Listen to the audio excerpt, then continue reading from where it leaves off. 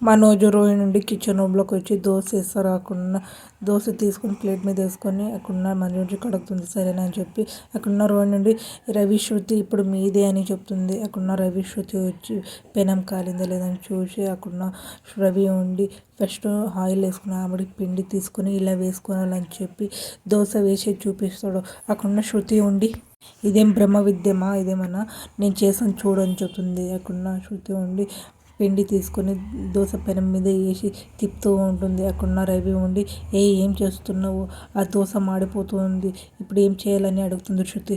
దోశ తిప్పే అని చెప్తుంది. అక్కడున్న శృతి ఉండి పెనం తీసుకొని తిరిగి పెట్టేస్తుంది. అక్కడున్న రవి ఉండి కర్మ కర్మ, ఇలా కాదు శృతి. రవి పెనంలో ఉండే దోశ తిప్పేసి ఇలా అని చూపిస్తాడు. అక్కడున్న శృతి ఉండి తల బాదుకొని దోశ ఇలా తిప్పేస్తే మాడదా అని అడుగుతుంది. ఆ మాటకి రవి ఉండి అమ్మో బాబోయ్, నువ్వు వేరే వాళ్ళకి డబ్బింగ్ చెప్పినట్లు నీ పెనం మీద నేను దోశ వేసాను అని చెప్పి అక్కడున్న శృతిని దూరం పెట్టి అక్కడున్న రవి ఉండి దగ్గరకు వచ్చి దోశ వేస్తూ ఉంటాడు పెనం మీద. అక్కడున్న శృతి ఉండి అయినా దోశ వేయడం ఇంత సింపుల్లా అని అడుగుతుంది. ఆ మాటకి రవి ఉండి దీనిపైన దోశ అని ఎందుకంటారు చెప్పు అని అడుగుతుంటాడు. ఆ మాటకి శృతి ఉండి తెలీదు అని చెప్తుంది. ఆ మాటకి రవి ఉండి ఇలా పిండి తీసుకొని పెనం మీద వేసి బుస్ అని సౌండ్ వస్తుంది కదా, మళ్ళీ తిరిగేసి వేస్తే పుస్ అని సౌండ్ వస్తుంది కదా, అందుకే బుస్సు పుస్ అని పేరు పెట్టారు, బుస్సు పుస్ అని. ఆమెడికి ఆ దోశ అని పేరు పెట్టారని చెప్తాడు. ఆమెడికి శృతి ఉండి అవునా వంట అబ్బాయి అని అంటుంది. ఆ మాటకి రవి ఉండి అవును డబ్బింగ్ అమ్మాయి అని చెప్తాడు. దోశ ప్లేట్ మీద తీసుకొని అక్కడున్న రవి ఉండి అన్నయ్య వదిన నెక్స్ట్ మీరే అని చెప్తాడు. అక్కడున్న బాలుండి మీనకిన ముందు వచ్చి పెనం కాలిందా లేదని చూసి అక్కడున్న మీనా బాలు ఉండి దోశ వేస్తూ ఉంటారు పెనం మీద. అక్కడున్న మీనా ఉండి బాలు వైపు చూస్తుంటారు. అక్కడున్న బాలు ఉండి దోశ మీద ఆయిల్ వేస్తూ ఉంటారు. అక్కడున్న మీనా ఉండి మీకు దోశలు వేయడం కూడా వచ్చా అని అడుగుతుంది. ఆ మాటకి బాలు ఉండి నేను చిన్నప్పుడు బామ్మ ఊర్లో కట్టెల పైన మీద దోశలు వేసేవాడిని, అప్పుడు మేము దాన్ని అట్లా అనేవాడిని అని చెప్తాడు. అక్కడున్న బాలుని దోశని తిప్పేస్తూ ఉంటాడు. అక్కడున్న మీనాకి ఆయిల్ తగులుతుంది కంటికి. అక్కడున్న బాలుండి ఏమైందని కంటి దగ్గరకు వచ్చి చూస్తూ ఉంటారు. అక్కడున్న బాలు మీనా ఉండి ఒకరికొకరు అలానే చూసుకుంటూ ఉంటారు. అక్కడున్న బాలు ఉండి ఎక్కడో వాసన వస్తుంది కదా అని అంటారు. అక్కడున్న మీనా కూడా పొగలు కూడా వస్తుంది అని చెప్తుంది. అక్కడున్న బాలు ఉండి ఎక్కడ అని చూస్తూ ఉంటారు. అక్కడున్న దోశ మాడిపోయి అక్కడున్న బాలు మీనా ఉండి తీస్తూ ఉంటారు. దోశని మాడిపోయింది. మళ్ళీ దోశ వేస్తారు ఇద్దరు పెనం మీద.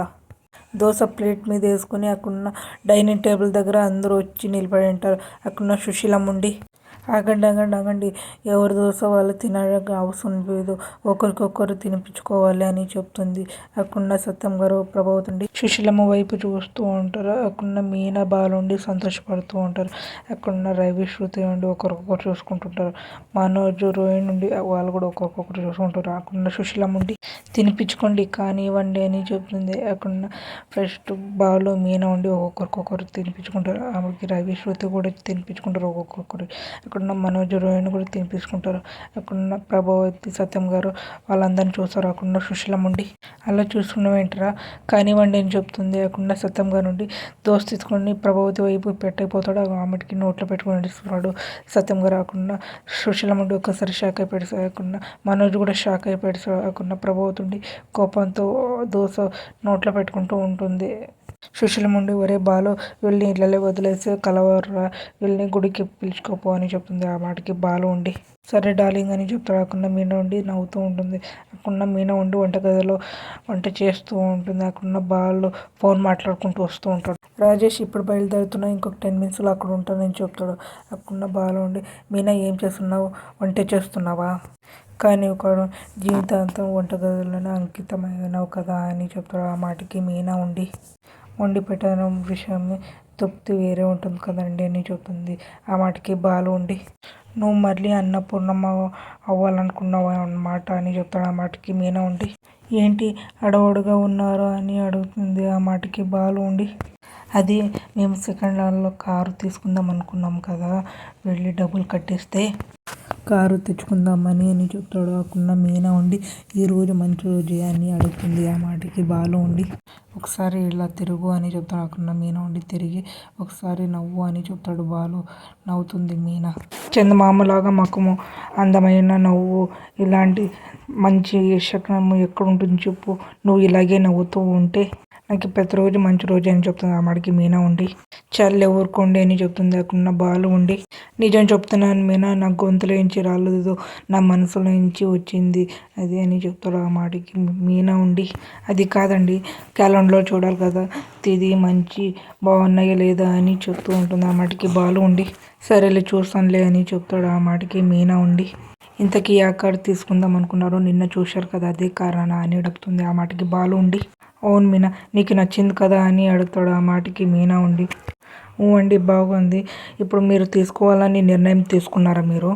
అప్పుడు బాలు ఉండి నువ్వే చెప్పావు కదా ఇంట్లో అన్ని సమస్యలు తీరాక కారు తీసుకోమని చెప్పావు కదా అని అంటాడు. ఆ మాటకి మీనా ఉండి అమ్మమ్మ గారు ఇంకో మాట కూడా చెప్పారు, మీరు మర్చిపోయారా అని అంటుంది. ఆ మాటకి బాలు ఉండి షీలడాంగ్ చెప్పింది నేను మర్చిపోవడమ్మా, నేను ఎలా మర్చిపోతాను, అవును ఏం చెప్పింది అని అడుగుతూ ఉంటాడు మీనాకి. అక్కడున్న మీనా ఉండి సమస్యలన్నీ తీరిపోయినాక అత్తయ్యని మావయ్యని ఒకసారి గుడికి పిలుచుకోపో అని చెప్పారు కదా నానమ్మ అని చెప్తాను. ఆ మాటకి బాలు ఉండి గుర్తొచ్చింది కూర్చోండి, ముందుగా వాళ్ళిద్దరిని గుడికి పిలుచుకుపోయి ఇంకో రోజు కారు తీసుకుంటానని చెప్తాడు. ఆ మాటకి మీనా ఉండి పర్వాలేదులేండి, వెళ్ళి మీరు కారు తీసుకొని వచ్చి దాంట్లోని అత్తయ్య మావల్ని కూర్చోపెట్టుకొని గుడికి పిలుచుకు వెళ్ళండి అని చెప్తుంది. అక్కడున్న బాలు ఉండి సరే నేను వెళ్ళి కారు తీసుకొని వస్తాను, నువ్వు వంట పూర్తి చేసుకొని జల్లి రెడీ అయ్యి ఉండు, వెళ్ళి గుడికి వెళదామని చెప్తాడు. ఆ మాటకి మీనా ఉండి సరేనండి అని చెప్తుంది. మనోజుడి దేవుడికి పూలేసి అక్కడున్న దేవుడికి దండం పెట్టుకొని ఇలా అడుగుతాడు, స్వామి నేనేం తప్పు చేశానని, మా ఇంట్లో అందరికన్నా నేనే ఎక్కువ చదువుకున్నాను, నేను ఎంతో ఎత్తుకి ఎదగాలని వ్యాపారం పెట్టుకున్నాను, నేను డబ్బు బాగా సంపాదించాలని ఎన్నో కలలు కన్నాను నేను, నువ్వు నా కళలన్నీ ఏకమయ్యేలాగా అన్నీ కూల్చేస్తున్నావు నువ్వు అని చెప్తూ ఉంటాడు. నా జీవితం అంతా అప్పులు తిప్పులు అయిపోయినాయి, తొందరగా ఏదో ఒకటి దారి చూపించు స్వామి అని అనుకుంటూ దండం పెట్టుకుంటూ ఉంటాడు. అక్కడ ఒక పిల్లోడు వచ్చి మనోజ్ గారు అని పిలుస్తారు. అక్కడ మనోజ్ ఉండి తిరిగి చూసి దేవుడికి దండం పెట్టుకొని వెళ్తాడు. ఆమెడికి ఏం కావాలి అని అడుగుతాడు మనోజ్. అక్కడున్న ఆ పిల్లోడు నుండి మనోజ్ గారు అంటే మీరే కదా, ఈ షోరూమ్కి ఓనర్ మీరే కదా అని చెప్తాడు. అవును అని చెప్తాడు. అక్కడ లెటర్ ఇస్తాడు. ఏంటిది అని అడుగుతాడు మనోజ్. మీరే చదవండి అని చెప్తాడు ఆ పిల్లోడు. అక్కడ మనోజ్ ఉండి లెటర్ తీసి చదువుతూ ఉంటాడు. నేను ఎవరా అని తెలుసుకోకండి, నా గురించి వెతుక్కోకండి మీరు, నేను మీకు ఒకటి చెప్తాను, మీ చుట్టూ ఉన్న వాళ్ళ దగ్గర మీకు సమస్యలు వస్తున్నాయి జాగ్రత్త అని చెప్తాడు. అక్కడ మనోజ్ ఉండి దేవుడి ఫోటో చూసి నాకు ఒక దారి చూపించమని చెప్తే ఎవరో వచ్చి ఈ లెటర్ ఇచ్చిపోయారు అని చెప్తాడు. అక్కడున్న మనోజ్ హలో ఇక్కడే ఉన్నారా వెళ్ళిపోయారా, ఎవరు మీరు, ఇదెందుకు నాకు ఇచ్చారు అని చెప్పి అక్కడి నుంచి వెతుక్కుంటూ బయటికి వెళ్తూ ఉంటాడు మనోజ్. హలో ఈ లెటర్ నాకెందుకు ఇచ్చారు, ఉన్నారా పోయారా అని అనుకుంటూ బయట వచ్చి చూస్తూ ఉంటారు. పక్కలు చూస్తూ అలానే నిలబడి ఉంటారు. రోహిణి విద్య ఉండి రోడ్డు మీద మాట్లాడుకుంటూ వస్తూ ఉంటారు. అక్కడున్న విద్య ఉండి మీ ఇంట్లో సమస్యలన్నీ తీరిపోయాయా అని అడుగుతుంటుంది. ఆ మాటకి రోహిణి నుండి ఇప్పట్లో తీరే అవకాశం కనిపించట్లేదు అని చెప్తూ ఉంటుంది. ఈ పైన తీరుతాయనే నమ్మకం కూడా లేదు అని చెప్తూ ఉంటుంది. ఆ మాటకి విద్య ఉండి చికెన్ కొట్టుకి ఒక కోడి తీసుకువెళ్తే ఇంకో కోడి ఎగురుతూ ఉంటుందంట కదా, అదే దానికి కూడా తెలీదు ఇంకోసారి అది కూడా చికెన్ 65 కూడా అవుతుందని తెలీదు, అలా ఉంది నీ పరిస్థితి అని చెప్తుంది. ఆ మాటకి రోహిణి నుండి నువ్వేంటి మటన్ మాలికలాగా మాట్లాడుతున్నావు అని అంటుంది. నాకేదైనా సమస్య అయితే నేను చూసుకుంటున్నా కానీ నువ్వు నాకు ఇంకా టెన్షన్ ఎక్కువ పెట్టకు నువ్వు అని చెప్తుంది. రోహిణి నుండి సరిపదా అని చెప్తుంది. అక్కడున్న విద్య కూడా సరిపదా అని చెప్తుంది. అక్కడున్న రోహిణి విద్య ఉండి ఫర్నిచర్ షాప్కి వచ్చి అక్కడున్న మనోజ్ ఉండి పేపర్ పెట్టుకొని అలానే షాక్ అయ్యి నిలిపడి ఉంటారు. అక్కడున్న రోహిణి నుండి ఏ మనోజ్ అని పిలుస్తుంది. అక్కడున్న మనోజ్ నుండి అప్పుడే షాక్ అయ్యి పక్కలు చూస్తాడు. అక్కడున్న రోహిణి నుండి ఏం దయ్యం పెట్టలాగా అలా నిలబడినావు అని చెప్తుంది. అక్కడున్న మనోజ్ నుండి పేపర్ తీసుకొని చదువు అని చెప్తుంది. అక్కడున్న రోహిణి నుండి చదువుతుంది ఆ పేపర్ని. చుట్టూ ఉన్న వాళ్ళ దగ్గర సమస్యలు వస్తాయి.